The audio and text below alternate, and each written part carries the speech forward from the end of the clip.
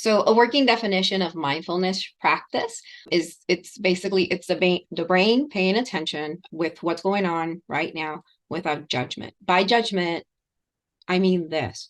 So we have a tendency to say this is good, this is bad. And so instead of seeing like my water bottle for what it is it good? Is it bad that I have a water bottle? I have a water bottle. That's what's going on. That's what's happening. And so how to do that, and the aspect of mindfulness entails learning to be curious, right? Putting on the scientist hat, doing some of that critical thinking. Why would I have a water bottle? Where did the water bottle come from? Like if I'm practicing a visual mindfulness exercise for right now, who thought about the little ridges right here for the water bottle? When you have a cap on your water bottle, right? Like who thought about how many times you would unscrew the little thing? Nobody wants to unscrew, and then never get to the water, right?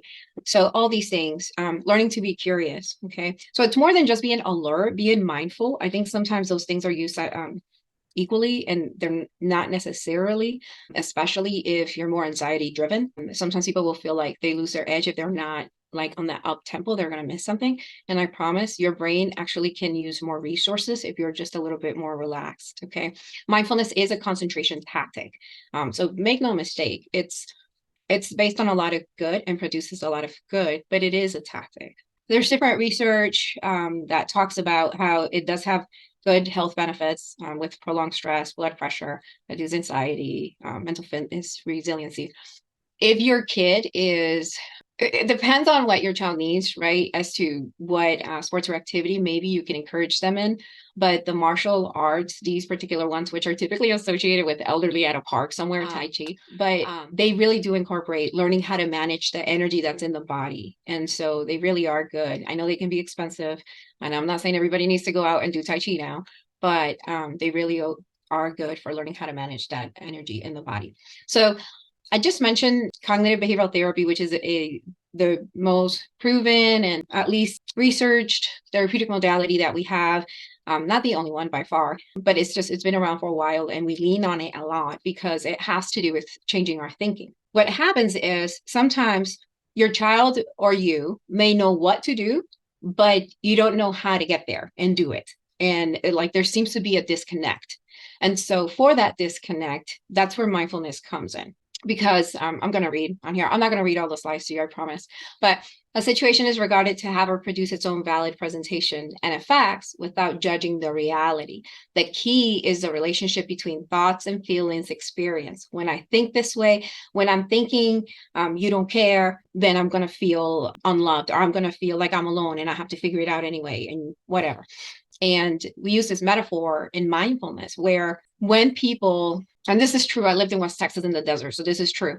If you're ever caught in quicksand, which hopefully none of y'all will ever be caught in quicksand, they say that in order to get out of it, you need to float. Because the more you struggle and try to get out of the quicksand, the more stuck you're going to get in the quicksand and you will sink. I lived next to the National Sand Hills Park in West Texas. And there was literally people who died in quicksand incidents because out there in the desert, kids don't go down in sleighs in the snow, they go down in sleighs in the sand. And so it really it's a legitimate thing. But we use that to liken that to mindfulness. Sometimes the more we tie ourselves to the struggle, and this comes from the Buddhist thought, which is the basis for mindfulness, but the more attached, the more we're attached to the struggle, then the more we may feel like we're sinking. Versus if we learn to accept, okay, and be with, i.e. float, then that can help us get unstuck. When situations are high stress, whether it is because of resistance, right? There's probably a reason why there's resistance, even if it is the development of will and identity, which is actually beautiful. I will tell you that like the amount of fun you have in parenting is up to you. Okay, because children are a gift. Sometimes they may not feel like it, or it's a gift you want to share with somebody else. But in stressful situations, the mind begins to wander, right? Because whether it's yourself or the child. And so we try to problem solve or fix in our own minds, in our own rights and whatnot. And so what happens is we start not being present, right? Because the mind is engaged in another activity and we're not present. So that means there's something else going on, and it behooves us maybe to find out what that is. Continual mindfulness-based practice is tied to improve attention and working memory. That means short-term memory, right? So we want our kids to be able to focus I have folks, soldiers, young adults that say, well, I just can't do this. I can't focus. But once they get into it, they start learning like they're okay, because anxiety a lot of times is kind of correlated with ADHD. And so if they can calm that part down, it will actually help them to retain more data and information. Okay, it will optimize their work performance. So I'm not going to go too much into the literature. I did want to put some articles and information out there where you see actual changes to the brain. It's when people have practice. I read once 11 and a half hours total, not like continuous. So when you have practice at about 11 and a half hours of total practice, the connection between like even a stimuli and your prefrontal cortex, your headquarters part of the brain, right, where complicated decision making, executive functioning lies, that relationship is strengthened. So then when something happens, I'm not just like jumpy or off focus. I can hear the thing. I can be mindful. Yes, I heard it, but I'm not as easily distracted, and I can maintain information of what it is that I'm doing. That's why it takes practice.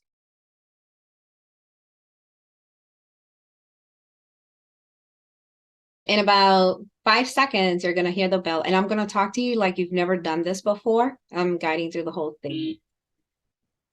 Okay. So I don't know if you're sitting or laying down on a bed, but just make sure that your legs are like uncrossed, because that actually increases blood pressure. And make sure your feet are on the ground, or just, your legs are extended depending on what position you're in. If you're driving, hopefully you're being careful, but just make sure your feet are on the ground. Okay. And then I want you to start off this way. So consider having like your arms like sitting on like your lap, like palms down. And real quick, just like if you had a powerful scan, do like a little scan from the top of the head all the way down through the feet, and maybe back, maybe down again. Okay. Because I want you to start noticing your body as a whole. So you're one living organism. You are one whole person. You are whole. Okay. And as you do that, I want you to start focusing on your breath at your own rate. See, with mindfulness, there's different breathing exercises for different reasons. When I do these exercises, I just want to know where I'm at. And so to do that, I focus on where my breath is. So I hyper focus on the in breath, noticing the breath coming in. And how do I do that? Because I can sense the air going in through the nostrils. You could pick the top of the nostril, the bottom of the nostril, but just notice the air going in, down the back of your throat, through the chest, into your lungs. See how they expand and contract, and then you breathe out again. The body pauses, and then you take that next breath. So focus on your own like next few breaths.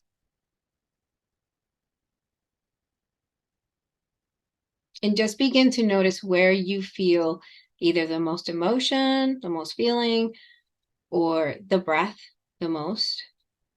But try not to remain stuck there. Try to be with the whole process of the breath going in, out,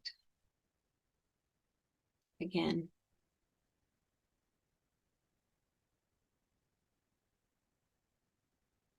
As you do that, see if you notice any sensations in your body. Okay. We're just noticing, and then we're jumping back on the breath. So the focus of your attention remains the breath. Recognizing that the breath is one of the most beautiful metaphors for life, because your body literally teaches you. You take in the good, you extract what you need, because your lungs then work with the heart, which then becomes oxygenated blood, and it goes all the way down to the pinky on your left foot. We know that there's cells exchanges, but somehow magically, right, whatever's not needed is returned to the lungs, and then we release that. We call that an exhale. So your body takes in the good, it extracts what it needs, it resupplies, replenishes, it lets go of the toxins of carbon dioxide, and then it rests. And then it does it again. Why? To maintain that homeostasis, to maintain the state of just being alive, because you're alive. And the fact that breathing is an automatic process through our pulmonary system, we don't have to remind our bodies to breathe. It just does it. But how often do we take notice? How often do we stop And are you doing it now? Are you giving yourself the opportunity to just notice your breath, the thing that keeps you alive every day?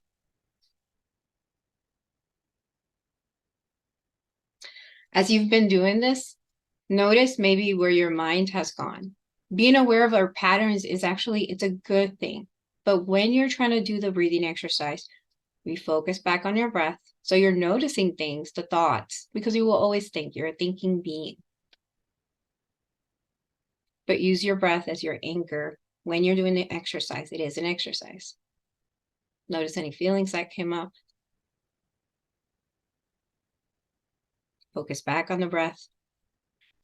I want you to do that little scan that we did at the beginning again. So kind of do the little quick scan from the top of the head, all the way down to the feet, and from the feet all the way back up, and maybe one more time, just to get a picture, like a body selfie of how your body feels now. Because in about 10 seconds, the bell's going to ring. I want you to stay focused on your breath until you no longer hear the bell. It is a gentle practice in transition. Stay focused on the breath until you no longer hear the bell.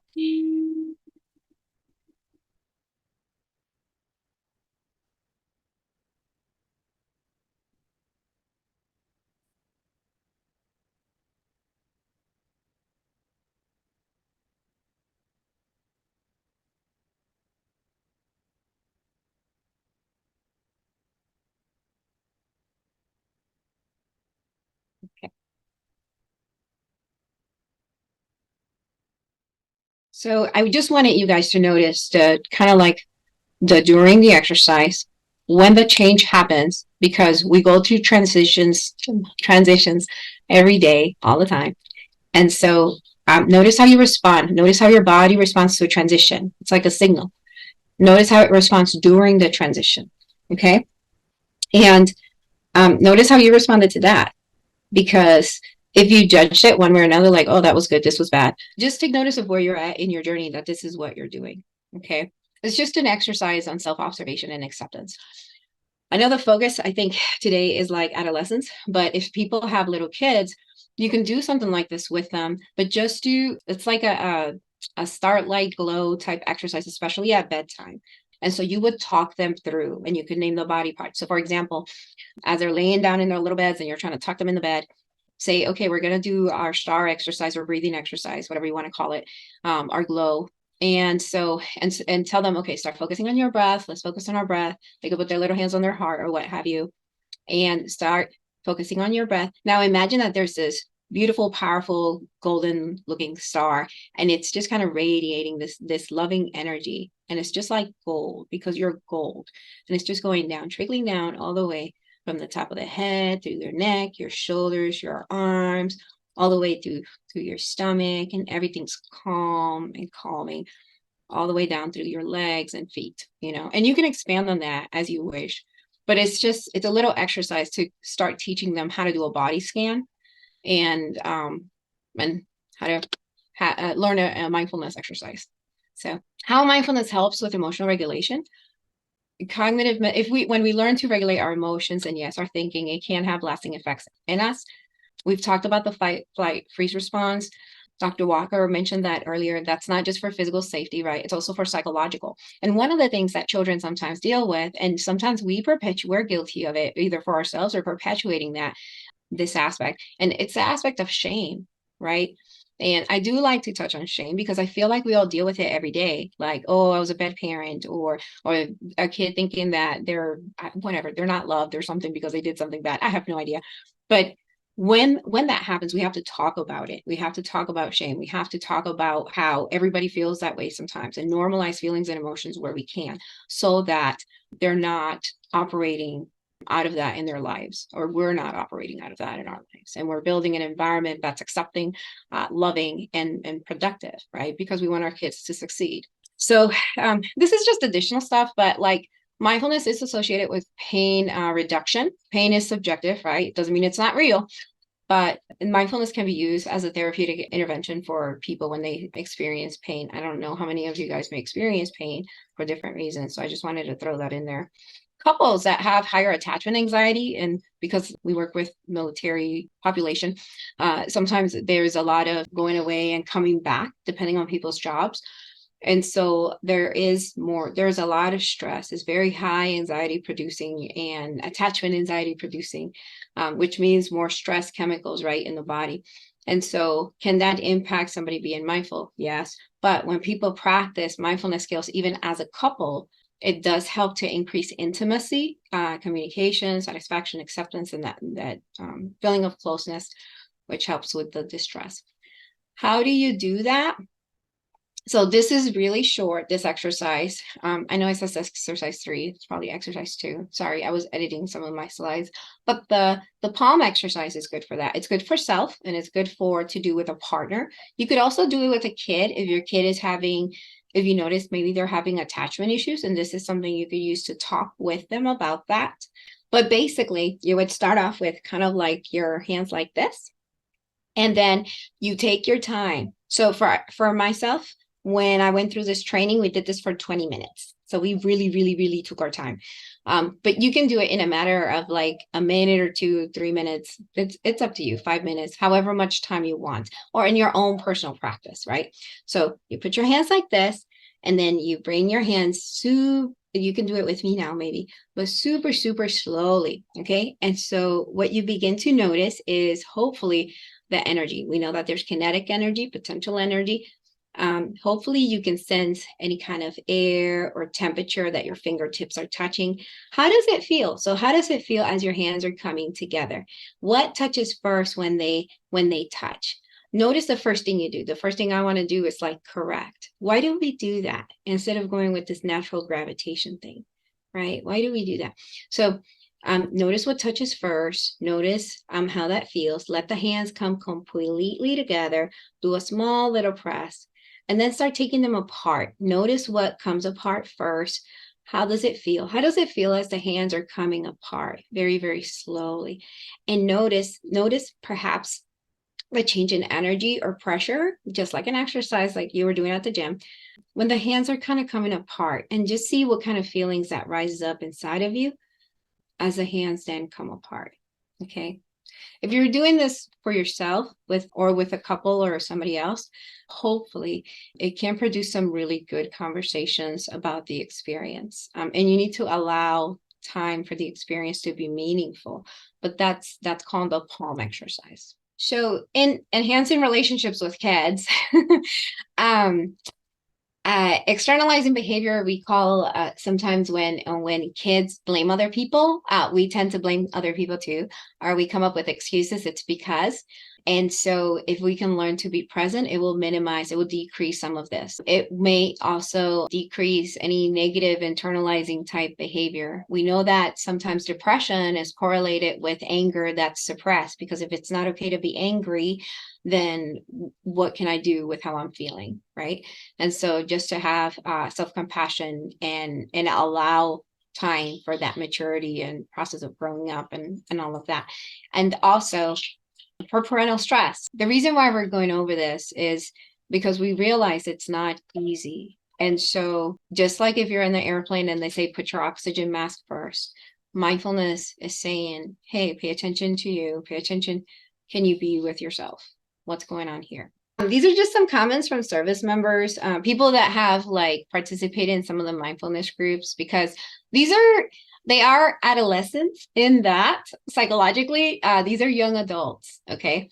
And so in doing a body scan or whatnot, I had somebody referred from neuro to psych to my group, not to individual therapy, just to mindfulness. And this person said that their big toe cured them. So as we're doing the body scan, super slow, mentioning every part of the body for 45 minutes, going over the whole body, their migraines literally went away. Okay. And I'm not making up this stuff. They had a way to deal with it. I had a service member, somebody said that it felt like their brain was now back in their body because they were connecting. Okay. And they didn't feel that way before. I've had people come in with grief issues. I've had other people say that it feels like they're a better person because they're more present. And I love this one. This was fairly recent, but I had someone that said that they felt safer.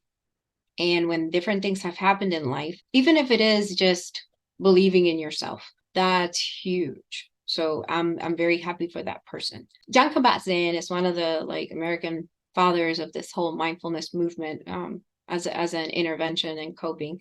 And so he said, when you pay attention to boredom, it gets unbelievably interesting. I also have come to find that when kids say they're bored, it's because they lack purpose. And purpose can be subjective because we have different purposes at different times. But pay attention to the boredom because it tells you a lot. And then Annie Dillard, how we spend our lives is, of course, how we spend our days is, of course, how we spend our lives. So benefits of the breath and pausing: you staying in contact, you have less mind wandering, which is associated with like unhappiness. The more your mind wanders, you're not grounded, so you're not even enjoying or not enjoying whatever is going on then. It does reduce rumination, which is thinking about negative things and chewing on them and so forth. Less fearfulness related to bodily sensations, right? So we know that whether it's anxiety or distress or what have you, we have different feedback loops. We have the environment, we have our bodies, and we have our minds, heart, spirit, soul, all that. So whenever we learn to be more mindful, to be more present, it helps to reduce some of that misinterpretation of physiological responses that we may be having or experience. Learning to pause does improve learning. Again, there's plenty of studies that talk about increasing working memory and so forth, and our ability to connect with people. I'm just going to review this one. We're not going to do it. This is more for like a group setting type thing. Just telling you about it, okay? And maybe these are things that you can use in conversation with your own kids. But so sometimes I put people in front of them, of each other, which can feel really awkward. And so some people don't like to do it. I still like to do it because I think there's gain in it. And so I ask just a few questions, right? And so I make people practice mindfulness in dialogue. And so we ask these questions. This is a very common mindfulness exercise where there's two people, right? Their partner, they're in front of each other. And then one asks the other, how do you play? And as adults, sometimes we forget to play. And earlier I said, learn to have fun with your parenting. Have fun, enjoy your kids, even if they're driving you bonkers. Okay, enjoy those kids. They will grow up. But so one person asks the other, how do you play? And this person has to answer for 2 minutes. When the 2 minutes are up, they do not discuss it. Then it's their turn to say, hey, how do you play? And this person has to talk and stay focused and just basically fill the time for 2 minutes talking about how they play. Another question that we ask is, what gives you joy? And same thing. So person one says, what gives you joy? This one talks for 2 minutes, and then this one listens to the other one as they talk about what gives you joy. So those are just a couple of questions. I feel like there was a third one, but I can't think of it right now.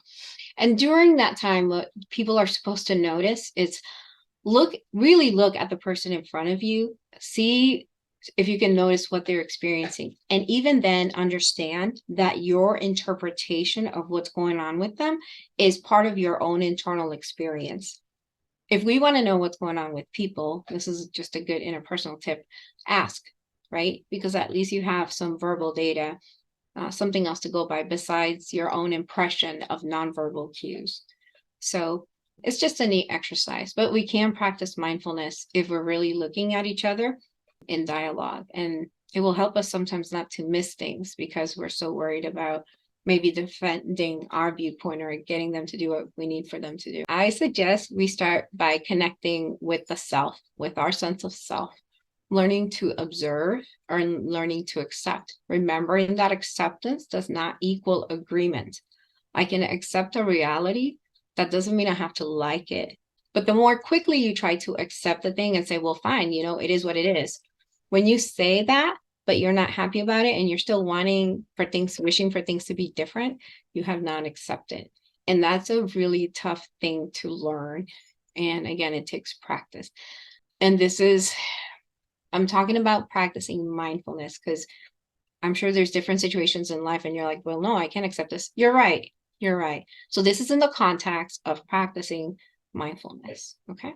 And practicing emotion management.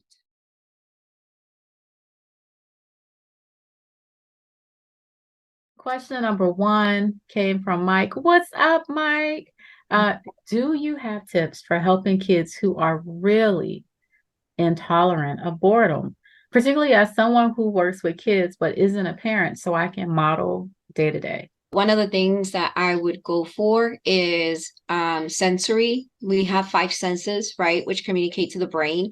And so if there are activities that are sensory, whether it's auditory, gustatory, olfactory, tactile, that children can engage in that are meaningful, right, that will help to build connection. Um, and there has to be that element of creativity, right? But like that cannot just give them something to do, but there is a reason why, and it becomes important. This is important. The boredom piece, they want something to do, give them something to do. I think that's great. If you have the time to talk to them and see if there's anything else going on there, then that might be helpful too, because there could be a reason why they're feeling that way. You could be dealing with a little bit of anxiety or situation that's going on that they're not knowing how to handle because they don't know how. So, So and Mike, thanks you. He says preteens are the hardest for him to work with. Um, yeah, preteens are fascinating too because because they're like in that space where they're feeling like kind of independent and like so ready to like let the world know that they're like, that they're almost adults. And then yeah, so they want to show you, like they want to show you their independence, what their friends say. They're very, very much concerned about their peers and being accepted and belonging. Um, so when they don't feel that, you can imagine that those other emotions start creeping up. The anxiousness, the anxiety, and rejection. Rejection has been like one of these top hot topics, but it's been a persistent part of the conversation for a long time.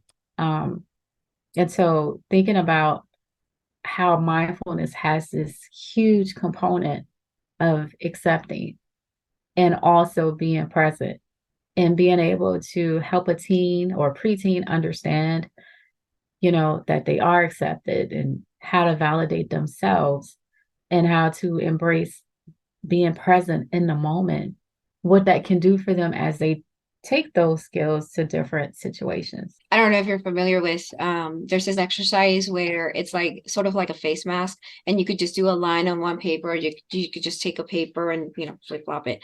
And on one side, write what are the things that I let people see about me? And then on the other side, what are the things that nobody knows about me or that I don't let anybody see? Something like that. Like characteristics we're going for, right? And sometimes that may be telling, and create opportunities for connection and communication, understanding. Also with preteens, I just never stop being amazed. Never stop being amazed at them and wonder and curiosity, and all these things. That's part of being mindful is um not just becoming tired because it's a repeat or whatnot, because of course it happens. We're all human. Um, but then wondering like, okay, how come I'm being so tired? Is it the fact that they're just frustrating me or I'm having to say this over and over? Or is it because I'm not taking care of myself, I'm not sleeping, or whatever? I don't know. I had a soda today. Whatever. All right, so we have a question from someone who didn't put their name in the chat, but that's okay. We'll rock with it. It says, can you talk more about oppositional behaviors? I feel oppositional when I perceive things as unfair, and the float works for that. But the helplessness you feel when you can't fix something can be challenging. How can we channel that? So, and I'm sharing this because this is something that I personally have to deal with and remind myself of as a therapist, just as a person. It's that we are responsible for our part. We are not responsible for the outcomes. We cannot control other people. And I'm talking about like if this is a child that has a lot of oppositional behavior, sometimes they have to be, and hopefully, they are seeing a therapist or whatnot. But with some children, they have to receive instruction and then they need time to execute. Okay. And so the feeling the helplessness you feel when you can't fix something. If it's the kid, it's aiming for some of that acceptance maybe and self-compassion. That's from a mindfulness perspective, right?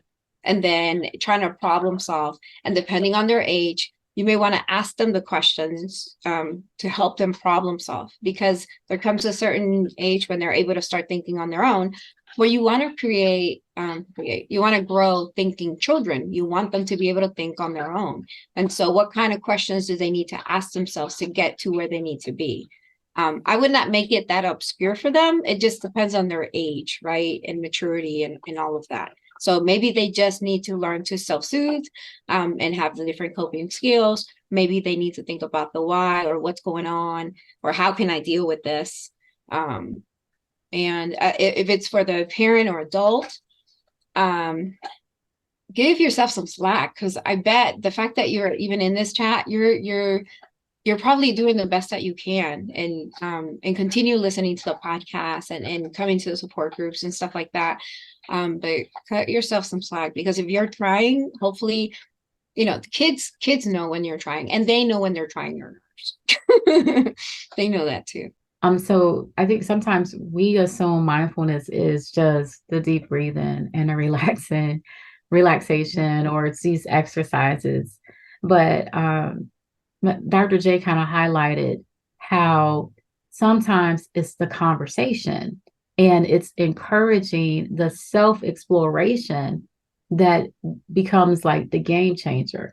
So for a teen who is being oppositional, or preteen, or adolescent, having these conversations where you are the curious one and you're asking questions, not like what's wrong with you, but like what's going on, what's been going on for you today, like what happened, and creating this space where they're just willing to start dialoguing.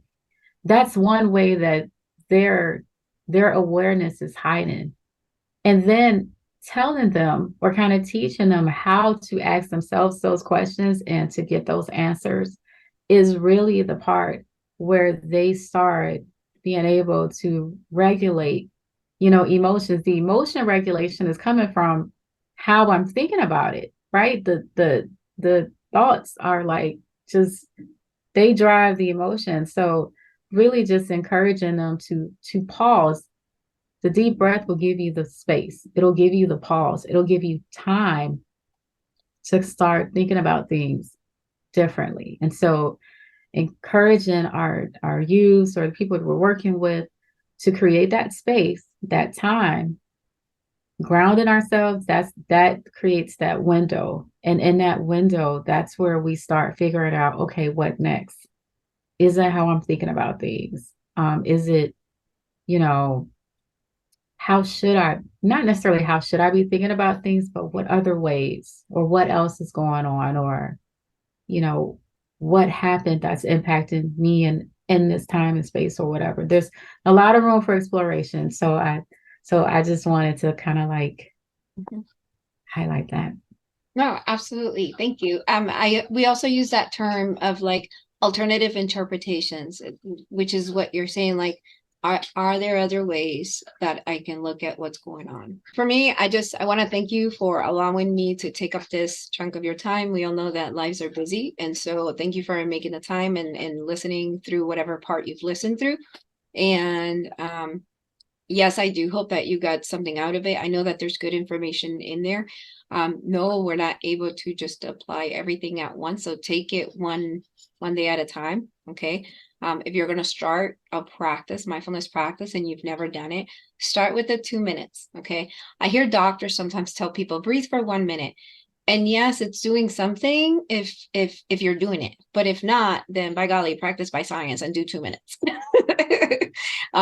But start with something small. There's also different ways of practicing mindfulness. I talked about like the palm exercise, or the kind of dialogue we have with people, and being really centered and grounded, and being that active listener. If you focus on relationships as they're growing up, it will be easier as they get older. Okay. But they have to know your heart. We don't just pass on like family legacies, right? Those things are passed through matters of the heart. Do they know the why? Do they know their values? Do they know, how much you love them? And so, and obviously, whether you work with kids, not your own, or you're here because of your own, they know that you love them, but also tell them. And please, please, please, know how special you are, because you are going above and beyond to take care of your child. And that's more than admirable. And we thank you for that.